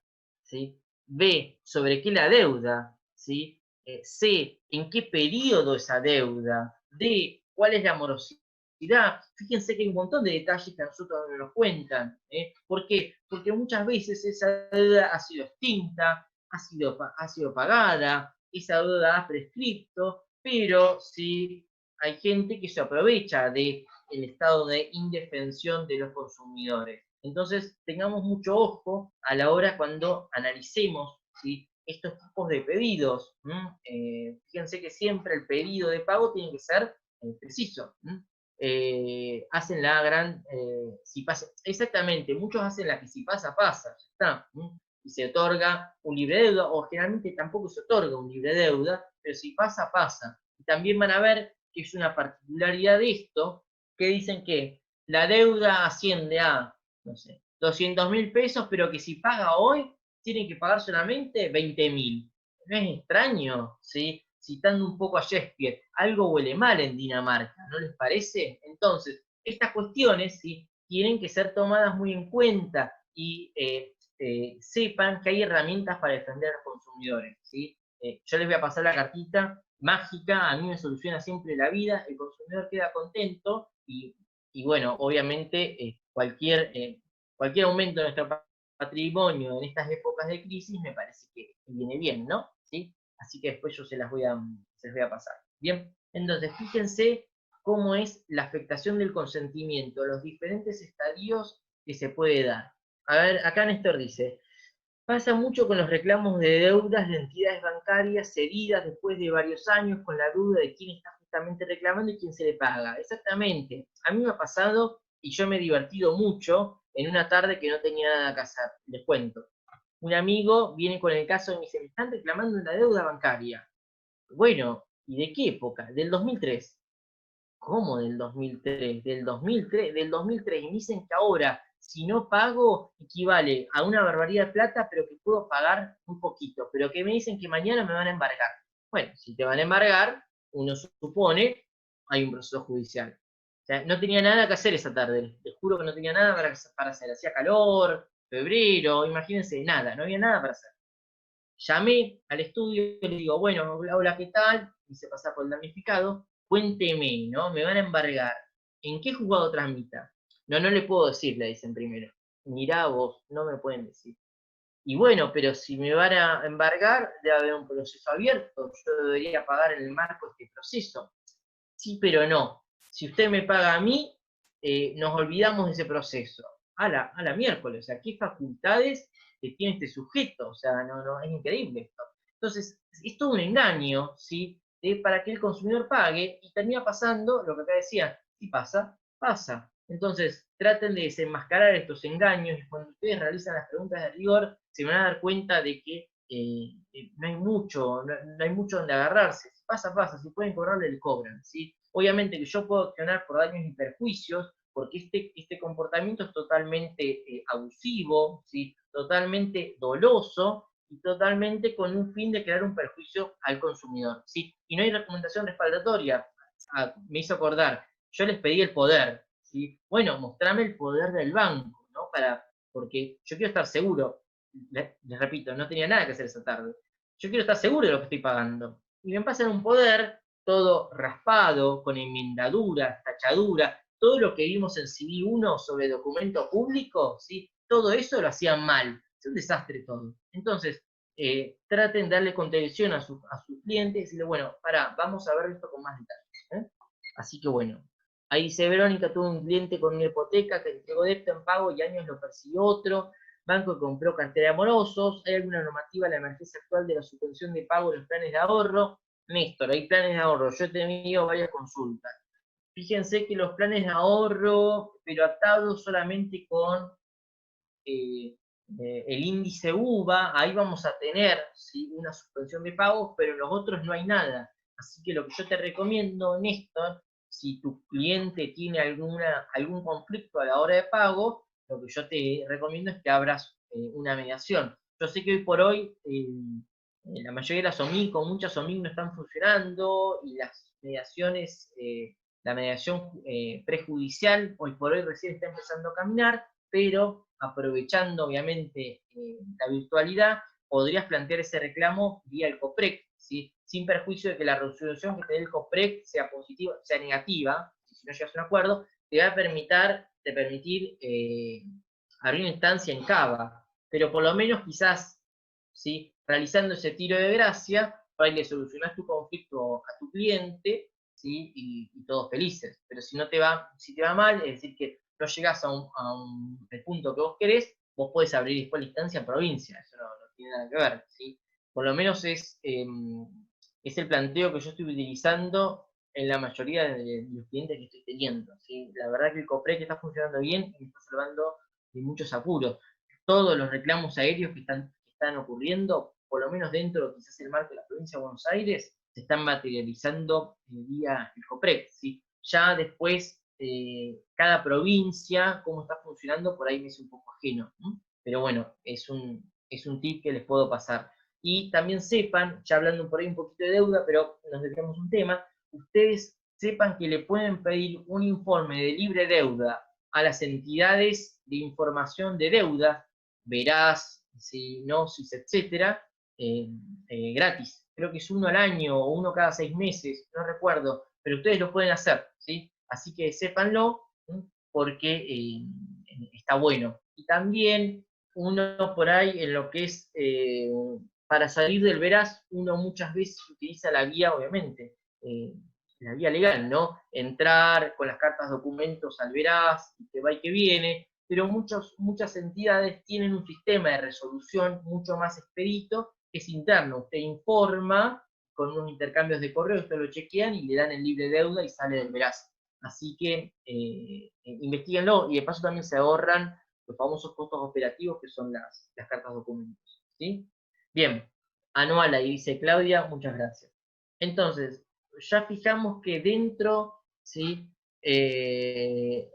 Dentro de lo que es la idea de consentimiento, el consentimiento va a estar muy blindado y muy protegido, ¿sí? Por parte del legislador. Se protege ese consentimiento en todas sus etapas. Bien, entonces, ya de lleno, ¿sí? Y ya vamos entrando un poco más en la cuestión central de nuestra charla, ¿qué pasa con el consentimiento de este consumidor que lo realiza de forma electrónica? Este consumidor electrónico, a diferencia del consumidor tradicional, se encuentra que el bien o el servicio que va a adquirir es al momento intangible. ¿Y por qué? Porque al no realizar la compra de la forma tradicional, y es hoy por hoy lo que está pasando, el hábito del consumidor cambió, o por lo menos ha cambiado en una gran... ahí te contesto, Carolina, lo de Copec, el consumidor ha cambiado, por lo menos en una gran parte del país, su costumbre, porque ya no se puede ir más al local, ya no se puede ir más al shopping, al establecimiento, a un montón de lugares a realizar la transacción de forma personal. Hoy por hoy, la compra, ¿cómo es? La compra es a distancia. La compra es sin estar en presencia del objeto o del bien o del servicio que yo voy a adquirir. Entonces, vamos a estar hablando de que el consumidor es un consumidor que da su consentimiento dentro del ámbito, ¿sí? Del ámbito electrónico. Bien, yo voy a tener una regulación, el 974 me va a hablar de este consentimiento, el consentimiento electrónico, y voy a ver que este consentimiento va a tener también una regulación especial en mi Código Civil y Comercial. ¿Cuál va a ser? Las modalidades especiales para contratar. Capaz que ustedes nunca escucharon hablar de esto, capaz que las vieron en el código, las pasaron de largo y las saltearon, pero la compra de forma electrónica está regulado en esto, en modalidades especiales para contratar, ¿sí? Del artículo, creo que 1004 al 1016, creo que va todo esto, ¿sí? Vamos a encontrar regulada la compra tanto fuera del local del proveedor del bien y del servicio y con la compra realizada por elementos teletemáticos. Es decir que acá esta modalidad especial para contratar me va a abrir dos caminos, ¿no? Me va a diversificar dos escenarios. Por un lado, la compra en un contexto que no es el normal para el consumidor ¿Por qué? Porque no es el establecimiento del proveedor. Por ejemplo, la compra callejera, la compra en un stand, en un shopping, la compra que pueden realizar, no sé, ustedes van de visita a Capital y van a la rural, y terminan comprando algún stand, en una feria, en cualquier lado, ¿sí? Pero no es el lugar de raigambre del negocio, ¿sí? Del proveedor. ¿Estamos? ¿Sí? Por el otro lado, voy a tener la compra electrónica. ¿La compra electrónica cuál va a ser? La compra que se realiza, ¿sí? Y valga la redundancia, de forma electrónica, vía una página web, ¿sí? Vía una red social, vía lo que fuese, ¿sí? Pero estamos dentro de un entorno, ¿sí? En el cual el consentimiento se va a dar, obviamente, a la distancia. Estos son los antiguos contratos a la distancia. ¿Se acuerdan que antes hablaban del contrato telefónico? Hoy por hoy ese contrato telefónico, que obviamente ocurre y sigue ocurriendo, pero ya por ahí es el menos frecuente, porque hoy por hoy, ¿cómo les aparece a ustedes? Les aparecen ofertas directamente en sus correos electrónicos, en las páginas a medida que van navegando, el celular mismo parece que es vidente, ¿no? Yo estoy hablando con ustedes ahora de pasajes y por ahí justo entran a Google y lo primero que les va a salir para tipear es pasajes de avión a tal lado. Y uno dice, ¿qué tipo inteligente el celular? ¿Me lee la mente? Bueno, grandes misterios de la ciencia. Entonces, todas estas cuestiones, ¿sí? Vamos a estar hablando de que el consentimiento se va a dar de forma electrónica y se va a dar dando mediante una modalidad electrónica que va a estar protegida por nuestro Código Civil y Comercial en las modalidades especiales, ¿sí? ¿Y por qué por qué va a tener una gran protección, ¿sí? Ahí viendo, Cintia dice, no se puede apreciar la calidad. Exactamente, tiene una gran protección. ¿Y por qué? Porque uno, el consumidor a la distancia no puede apreciar la calidad del bien, ¿sí? Es como que ustedes se compran una ropa por internet, ¿sí? Algo que está ocurriendo muy frecuentemente. Y quizás el local pone la leyenda de que no se aceptan cambios, ¿no? Le dan las medidas y todo, pero aunque ustedes le dan la medida, ¿sí? Fíjense que hoy por hoy la ropa le pone el talle 42, alto tantos centímetros, ancho tantos centímetros, por ahí ustedes cuando lo compran, se lo prueban, y por ahí no les queda lindo, ¿sí? ¿Y quién es el negocio para juzgar lo que es lindo o no? ¿Quién es el negocio para juzgar el gusto del consumidor o la comodidad misma del consumidor? Porque el negocio, el establecimiento comercial a mí me diga, estas son sus talles, ¿sí? Y si a usted le entra, a usted se lo debería quedar, no es así. ¿Por qué? Porque yo no puedo apreciar la calidad del bien, como acá bien decía la colega. Yo no puedo apreciar realmente y tenerlo de cerca el bien, y tampoco yo no puedo evaluar con detenimiento lo que yo hice. ¿Por qué? Pongámonos en contexto. Yo recibo en el correo la oferta electrónica. Y no sé, viajar ahora, wow, está bien, le pongo que sí. Y por ahí después medito y digo, pucha, ¿no? Me parece que me mandé una macana, no debería haber tomado esta oferta, no me parece que sea buena idea. Ahora que investigo un poquito más, ese lugar no tenía muy buenas referencias, seguramente les pasó alguna vez. La norma me va a dar esto, ¿sí? Que a mí me permite, que es revocar mi consentimiento. Yo voy a tener un plazo de 10 días, y se computan corridos, para que yo pueda revocar el consentimiento, aunque ya está formalizado el contrato. Ya el contrato lo firmamos, ya me llegó la cosa, ¿sí? A mi hogar, pero yo voy a tener 10 días. Esos 10 días, ¿a partir de cuándo van a empezar a correr? A partir de que yo me hago con el bien, ¿sí? ¿Qué va a suceder también? Me va a suceder que en varias páginas, ¿sí? O en varias páginas, ¿sí? Me va a suceder que no me informan el plazo de los 10 días. La mayoría no me informan, ¿sí? ¿A partir de cuándo corre el plazo? ¿Sí? El plazo va a correr, ¿sí? A partir de que el consumidor decida, bueno, lo devuelvo, porque el no informar el plazo se computa como una falta muy grave y tiene la obligación el proveedor de hacer informe, ¿sí? De los derechos del consumidor. Y ahí volvemos, ¿sí? A lo que son el deber de información. En nuestro próximo encuentro vamos a ir analizando los deberes de los proveedores, ¿sí? Frente al consumidor electrónico y las falencias que encontramos o las vicisitudes que se va a chocar el consumidor y ustedes, obviamente, profesionales en el derecho, para saber cómo rebatirlas. Entonces vamos a ver que hay un deber de información. Si no se cumple ese deber de información, a mí nunca me empieza a correr este plazo de 20 días, ¿sí? Entonces, al momento de yo judicializar o al momento de yo realizar el reclamo del consumidor, voy a poner a la postre, ¿sí?, la revocación. Y subsidiariamente, ¿qué voy a hacer? Si su señoría obviamente no considera de que el consumidor podía revocar o el plazo ya expiró, me voy a deandar con mis demás argumentos jurídicos. ¿No? Pero mi argumento principal, y si yo estoy en entorno de un consumidor electrónico y no se me informó el plazo de los 10 días, ¿qué voy a hacer? Revocación del consentimiento. A mí nunca se me informó esto, por ende, no empezó a correr nunca el plazo. El plazo es 10 días corridos, ¿sí? Y si obviamente el plazo final cae un día inhábil, se va a pasar el último día a el día hábil. ¿Estamos? Si los 10 días me cae un sábado, en realidad ese sábado no computa, será el lunes. ¿Bien?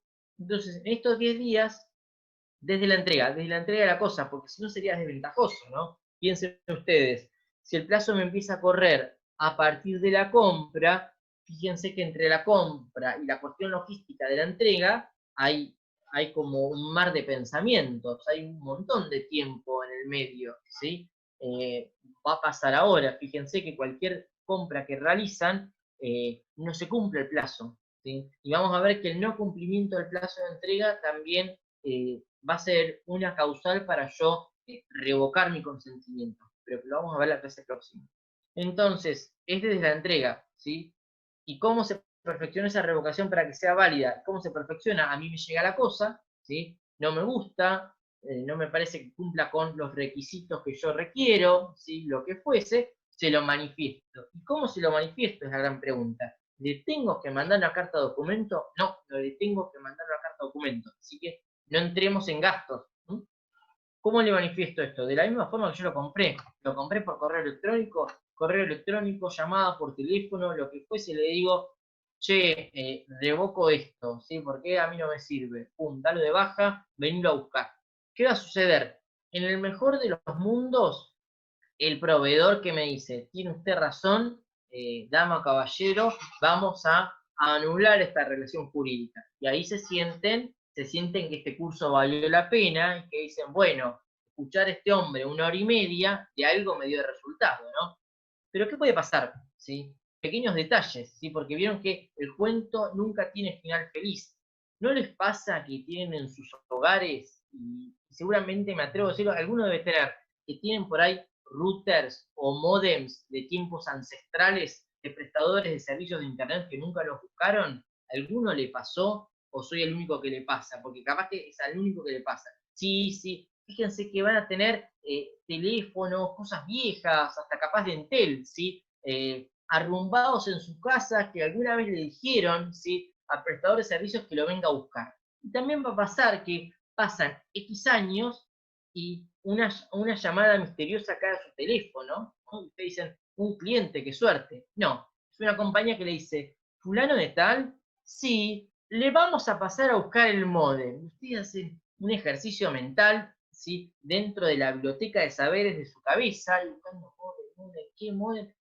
Ah, el módem, que lo di de baja hace 6 años. Bueno, sepan esto, no tienen deber de guarda ustedes. Ustedes una vez que notifican, ¿sí?, que pasen a buscar el bien que ustedes revocaron el consentimiento, no hay, gracias Noemí por celebrar el humor. Que pasa un poco de dar docencia, yo sé, hace más de 10 años que soy docente, uno tiene que imprimirle por ahí una cuota, porque yo pienso que dar clases o dar charlas es como un poco de actuación, ¿sí? Yo ahora termino con ustedes, ¿sí? Y también es bastante agotador, porque piensen que yo le estoy hablando como un lunático o una pantalla, ¿sí? Y nadie me responde. Yo el otro día di una charla, esta es mucho más amena, porque por lo menos veo sus comentarios, que si les gusta o no les gusta, o veo sus caras, que sus caras me dicen mucho, tipo, ¿se están aburriendo o no se están aburriendo? El otro día yo di una charla que no podía ver yo a los participantes, ni tampoco ver los comentarios. Entonces yo me sentía que, bueno, Juan, estás perdiendo tu uso de razón. Hace 2 horas que estás hablando a una computadora, y es difícil ese ejercicio, no ponerse nervioso con todo esto, ¿sí? Pero bueno, seguramente que hay personas que tienen mucho más conocimiento que yo y le pueden dar una charla mucho mejor, pero bueno, trato de hacer lo que puedo y hacerlo más llevadero, porque, o sea, el logro no es mío, el logro de ustedes, que hacen 1 hora y media que están sentados escuchándome, es de locos, ¿no? Pero bueno, la verdad que o sea, lo más lindo es que ustedes están acá y que no se fueron, ¿no? Eso es por ahí lo más lindo para un docente o para alguien que da clases. Retomando, Karina me hace volver a tema y a la seriedad. No hay obligación de guarda, ¿sí? Y esto va a surgir de que de las modalidades especiales para contratar. Ahora yo justo no recuerdo el artículo, pero a mí no me da la obligación de yo de guardar, ¿sí? Fíjense que ahí va a estar. Pero ¿qué me da la obligación? ¿Sí? Yo agarro y notifico. Ahora, el bien lo voy a dar en el estado que está, ¿sí? Y si yo tuve que ponerme en algún gasto especial, es decir, que tuve que depositar ese módem perdido por la vida en algún lado, o ese mueble que no me vinieron a buscar, lo tuve que dejar en un guardamueble, la cuenta, es decir, el pato, ¿quién lo va a terminar pagando? El proveedor. ¿Estamos? Yo notifico, digo, doy de baja esto, ¿sí? Una vez que revoco mi consentimiento, la aceptación de esta revocación se da automáticamente, en teoría, cuando el otro recibe su revocación. Una vez que la recibe, ya está noticiado de la misma. De la norma surge y vamos a encontrar, si ustedes se ponen a leer por ahí tratados y manuales, que dicen que el proveedor de servicios debería dar una notificación de que le llegó este aviso. Pero una vez que ustedes lo manifiestan, ya está, ¿sí? Se acabó el cuento. Ahora, no tienen deber de guarda. Ustedes notifican, venga, páselo a buscar y lo tienen que pasar a buscar. Tampoco el consumidor se tiene que poner en gasto llevarlo. Ojo, ¿sí? Ustedes si quieren, a muchas veces es muy recomendable porque se sacan el problema encima. Pero si ustedes quieren, ¿sí? Se pone en modo proveedor de bienes y servicios y le dicen, ¿sabes qué? No, vení, búscalo vos acá. O sea, se la pueden hacer difícil si quieren, no hay problema. Pero muchas veces, para salir una relación jurídica o para salir algo de esto que nosotros es bastante tortuoso, muchas veces el consumidor acepta, va, se lo lleva, ¿sí? Y otra cosa, mariposa. Pero sepan que tienen esos derechos, ¿no? Esto es muy importante. ¿Y por qué? Hablando por ahí en un caso chiquito, no, pero fíjense que hay gente que realiza grandes compras de forma electrónica, materiales para el hogar, electrodomésticos, de grandes sumas, ¿sí? El caso es bastante interesante muchas veces. Y lo que es interesante también la metodología de la resolución, porque ustedes, ¿sí? Obviamente con el saber jurídico que tienen, el consumidor se encuentra en este entuerto y ustedes dicen, bueno, yo te lo soluciono, que es comunicarse con la empresa, manifestar la revocación, ¿sí?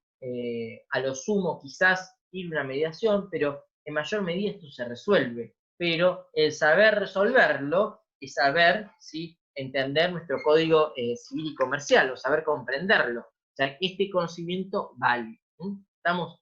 Entonces, yo voy a revocar este consentimiento y una vez revocado, se tendrán que venir a buscar el bien y el servicio a cuenta del proveedor. Ahora, ¿esta revocación va a servir para cualquier tipo de bien? Yo les pregunto. El costo de devolución es a cargo del coproveedor, ¿sí? Honorarios. Ahí va a llegar Marina sobre ese tema, pero iba a llegar un poquito más al final.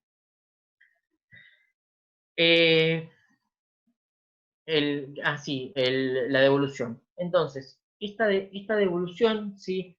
No tiene que tener ningún costo, voy a tener estos 10 días, pero va a correr para cualquier tipo de bien, no, va a haber ciertos tipos de limitaciones. ¿Y cuáles van a ser estas limitaciones? Primero, que el bien, ¿sí? Que yo adquirí no se haya realizado según las especificaciones que dio el consumidor. Estamos, por ejemplo, yo compro una heladera para mi hogar. ¿Estamos? ¿Y cuáles son los colores usuales de una heladera? ¿Blanco o gris metalizado? Ya está. Ahora bien, yo pido que esa heladera sea de color rojo. Yo quiero que sea de color rojo, ¿sí? Porque a mí me gusta mucho el rojo y quiero tener una heladera roja en mi casa. ¿Estamos hasta ahí? Pido que sea rojo, ¿sí? Rojo, fuego. Una rojo, fuego en mi casa. Ya. Bueno, se realiza la compra, me llega la heladera rojo fuego a mi casa, la pongo frente a todo mi mobiliario, la cocina que es marrón, madera, y digo, me parece que no fue una muy buena idea de diseño, rojo, furioso, con elementos de madera. Ya está, me di cuenta que no la quiero. ¿Vale para ese caso? No vale. ¿Por qué no vale? Porque el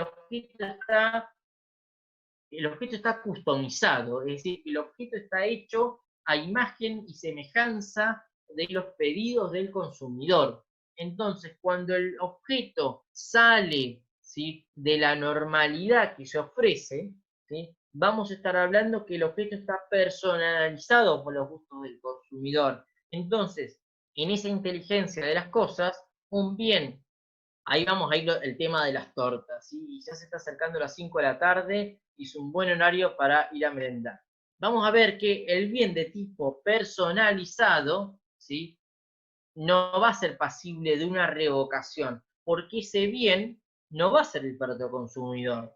Yo le estoy creando un perjuicio al proveedor de bienes y servicios, porque tiene que encontrar otro cristiano que quiere una heladera rojo, furioso para su hogar. Bastante difícil, ¿no lo creen? Entonces, bueno, ahí no iría.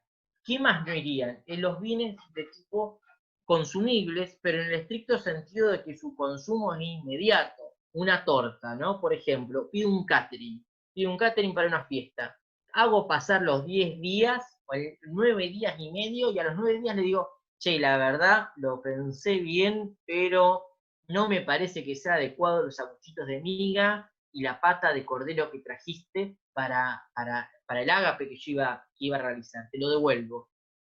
¿Cuál va a ser la situación de una torta después de 9 días, ¿sí?, o de sanguchitos, o de una pata de cordero a las inclemencias del aire libre? No muy buenas, o seguramente van a tener otros tipos de invitados biológicos que van a estar haciendo un festín dentro de esos elementos.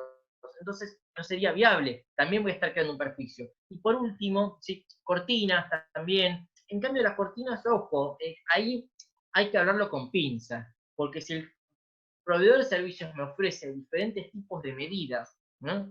Dice, o hace la leyenda de, le hacemos la cortina que usted quiera, y ahí la verdad que deberíamos pararnos, porque es un tanto gris, porque si vos te dedicas a hacer de forma normal cualquier tipo de cortina del universo, y yo no sé si la verdad que te estoy sacando, ¿sí?, de la normalidad de la cadena de producción de tus bienes. ¿Estamos? ¿Sí? Ahí la verdad que sería un poco debatible. Pero bueno, ahí está bueno, porque ya con esto ustedes hacen algún argumento para poder quizás revocar esto. Ahora, sepan que el abogado de la otra parte le puede invocar otro tipo de defensa. Es interesante porque las situaciones grises dan para la discusión, ¿no? Software descargables, gracias Martín que me lo marca. Y tercero, por último, software descargable, ebooks, ¿sí? Programas, aplicaciones. Una vez que yo ya lo descargo, ya tengo el efecto que yo quiero. Si una vez que yo me descargo el ebook, ya tengo lo que yo busqué. Entonces, tampoco no sería, la verdad, que bastante ventajoso para proveedor de servicios, y tampoco estaríamos hablando mucho por ahí de buena fe por parte del consumidor si lo estaría revocando, ¿sí? Estamos en todos los otros casos, ¿sí? En todos los otros casos, sí. Ahí habla, dice Carolina, dice, yo pido una medida y me equivoco, no la puedo volver. Lo que ocurre después en la práctica, ¿sí?, y que haya una discrepancia con lo que yo le estoy diciendo, ahí va a ser el trabajo del letrado, porque si el derecho me dice una cosa y la práctica me muestra otra, ¿quién tiene razón? Tiene razón el derecho. Tenemos que tratar de ajustar esa práctica al derecho. Entonces ahí será el rol del letrado en tratar de darle una solución a esto. Y yo les repito, no piensen que esto es casos de menudeo, no piensen que esos son casos de poca monta. Piensen que hay personas que realizan todas sus compras de forma electrónica para decorar su casa en el country. Piensen que hay que realizan compras gente a la lejanía de todo tipo de productos, y es un gran valor económico, y se encuentran que el proveedor no le da ningún tipo de respuesta y van a terminar, ¿sí?, en el caso con el letrado. Entonces sepan que hay un universo bastante interesante en el cual ustedes se pueden hacer mano, ¿sí? Una mención, porque lo habían pedido, sobre el tema de pasajes. ¿Qué ocurre con los pasajes?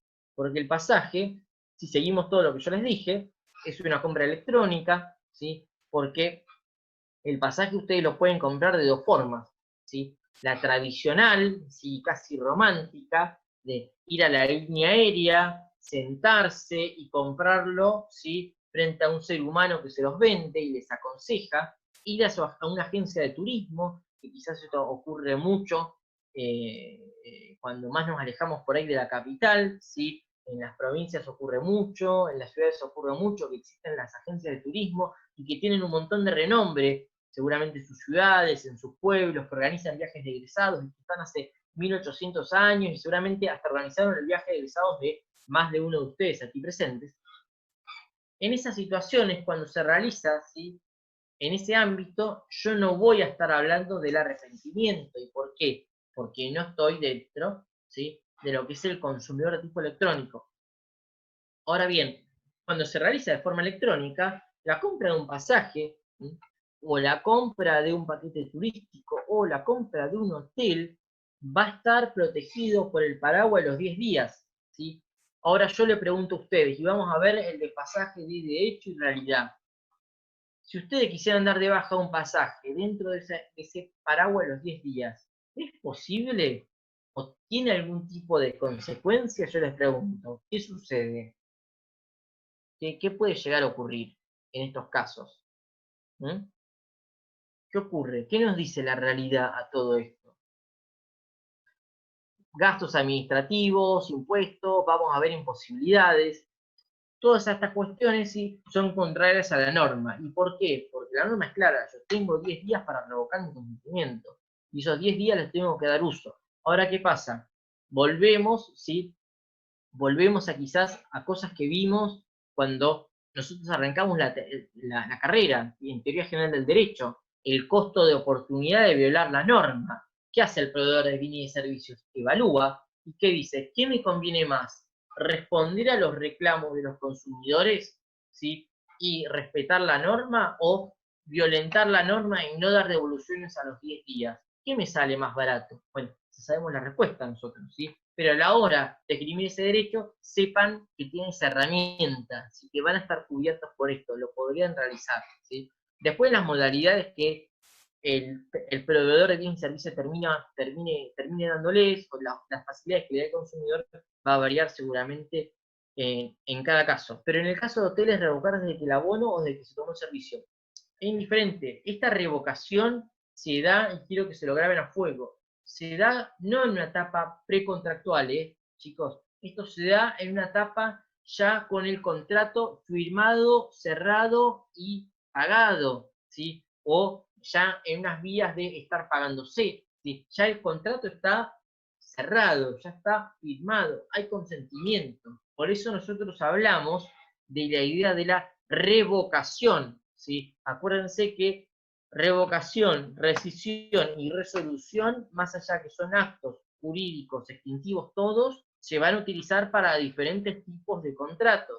Y en la revocación, que es uno de ellos, es cuando yo de forma unilateral revoco mi consentimiento. Yo no tengo que expresar, el consumidor no tiene que expresar, el consumidor electrónico, no tiene que expresar el por qué revoca. Yo lo revoco. Esto es como cuando yo recuso, ¿no? Vieron que me permiten a mí la recusación sin causa, ¿sí?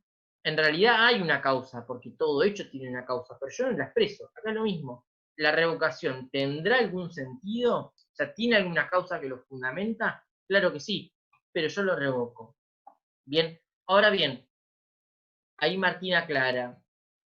¿Qué pasa en estos casos? ¿Qué pasa cuando yo lo tengo que judicializar? Cuando yo lo judicialice y pida daños y perjuicios, pida la cuestión del gasto de la litigiosidad, porque era un derecho tan evidente, pero tan evidente, que aún así sigue siendo evidente, igualmente el consumidor tuvo que litigar. Además de pedir todas estas cosas, voy a pedir, ¿qué cosa? Voy a pedir lo que es el daño punitivo, ¿sí? ¿Y por qué voy a pedir el daño punitivo? Porque recuerden, el daño punitivo era un actuar por parte del proveedor de bienes y de servicios que va obviamente contra el orden público, pero que menoscaba el derecho de un consumidor, no, de todos los consumidores. Entonces yo voy a pedir una sanción de tipo ejemplificadora, ¿para qué? Para que esto no se repita más. Linda la teoría, obviamente, triste es la práctica. En la práctica, la verdad que el daño punitivo no tiene grandes consonancias patrimoniales, no vamos a encontrar grandes sentencias con un grande monto. O sea, no nos imaginemos el daño punitivo, pero que tampoco se llama ya daño punitivo, el derecho anglosajón, en el cual por ahí multan a la compañía de café porque era muy caliente por 15 millones de dólares o una cosa así. O sea, es el sueño de cada uno. Me encantaría ir, volcarme café y que me paguen 15 millones de dólares, pero en la realidad no sucede. Es más, si nosotros nos vamos un poco más al derecho europeo, los españoles les causa hasta bastante gracia lo de la idea del daño punitivo, ¿sí? Porque son como palabras bastante contradictorias, daño y punitivo, ¿sí? Pedir un daño punitivo. Entonces, pero centrémonos en lo que es nuestro derecho acá, ¿sí? A la hora de articularlo, nosotros tenemos todas las herramientas para pedirlo. A la hora de que yo pararme del otro lado, ¿sí? Es decir, del lado del proveedor del bien del servicio, tendré que demostrar que no hubo ese incumplimiento grave, que se respete y se le anuncia a todos los consumidores que se les da esas oportunidades, y también trataré de golpear la idea de ese daño punitivo por ser exacerbado, ¿sí? Altamente, con un alto impacto pecuniario, etcétera, etcétera, ¿sí? Bueno, nos quedan 10 minutos. Yo no sé si les voy, igualmente abro preguntas, debe haber un montón, pero igualmente les voy contando un poco de qué va a venir o de qué va a hablar la charla que viene, nuestro próximo encuentro. Nos vamos a empezar a meter un poquito más, ¿sí? De forma más profunda, en lo que son los problemas que le va a surgir en el consentimiento de este consumidor electrónico. Vamos a hablar de eso. Vamos a hablar de un tema que es no menor, de cuál es la jurisdicción aplicable. ¿Qué pasa? ¿Qué jurisdicción aplico? ¿Sí? ¿Cuál es el domicilio del cumplimiento del contrato? Bueno, cuestiones muchos más. Vamos a ver también qué sucede cuando el obligado principal no tiene sede en la República Argentina. ¿Qué hacemos? Caso que viene el consumidor llorando en nuestro estudio de, contraté, ¿y la empresa dónde está? La empresa está en Kaliningrado, que es un enclave ruso en Europa. ¿Y cómo hacemos? ¿Cómo lo demandamos? ¿Qué hacemos? ¿Hacemos todo eso que vimos en la facultad, del exhorto, de todo eso? Vamos a ver que para todo vamos a tener una solución, ¿sí? Entonces vamos a ver también cómo se perfecciona ese consentimiento, la idea del clic, del doble clic. Vamos a ver la validez en la formación del consentimiento de esas pautas legales, ¿sí? ¿Y por qué vamos a ver? ¿Por qué vamos a hacer especial mención? Pero bueno, no puedo con mi genio y se los adelanto. El consumidor, ¿sí? En algunos casos el consumidor, sabemos que es un consumidor vulnerable. Mi pregunta es hacia ustedes, ¿el consumidor decodifica las pautas de contratación que le da la empresa? Esa cosa gigante que es un papiro de 10 y 15 hojas con un montón de términos. Les pregunto, ¿el consumidor lo puede decodificar? Y volvemos, estoy siendo bastante regresivo en lo que es educación, pero por ahí volvemos a esa cosa de la primaria, ¿no? De emisor, mensaje, receptor. Si el receptor no puede decodificar ese mensaje, el mensaje no es válido, o sea, no hay comunicación. Entonces, esa imposibilidad de decodificación, no estamos hablando de que realmente se le está informando al consumidor, se le tiene que informar al consumidor de una forma clara, y además precisa, no en un papiro de 28 hojas, que le diga, claro, que usted no leyó la página 26, inciso W, punto alfa 2, en el cual decía, y no, viejo, porque no sucede eso, no voy a leer las 28 o 27 páginas. Entonces, no se corran con eso. Recuerden que siempre la información tiene que ser, al consumidor tiene que ser clara, concisa y eficaz. Y la efectividad habla de que el consumidor la pueda comprender, ¿sí? En estos casos no sería viable, ¿sí?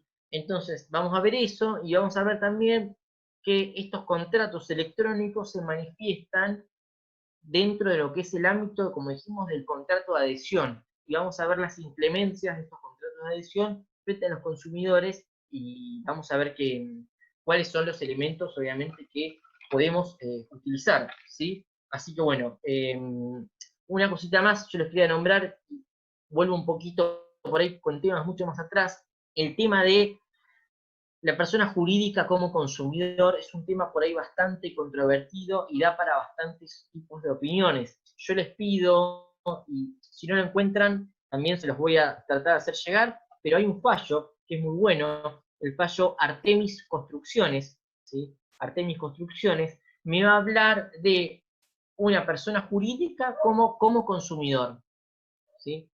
Búsquenlo, Artemis Construcciones es un fallo muy conocido, pero igualmente yo se los voy a tratar de hacer llegar. Yo ya me anoté todas estas cositas que me prometí y les voy a hacer llegar, así que bueno, estamos con eso. Bueno, espero que les haya sido de utilidad la charla, espero que no se haya mucho aburrido, ¿sí? La próxima, ahí están hablando de la fundación, es del 15/7 y estarán recibiendo una nueva ID, así que bueno, reciben una nueva ID y se van a poder inscribir. Así que bueno, ya los libero, siendo 4:54, me parece que es una muy buena hora para que todos nos vayamos a merendar. Así que bueno, espero que les sea de utilidad. Cualquier comentario, cualquier consulta, cualquier crítica, cosa que no les haya gustado, díganmelo, que lo trataré de mejorar para la próxima. Así que bueno, gracias a ustedes y espero verlos, bueno, en el próximo encuentro. Así que un saludo muy grande y buenas tardes.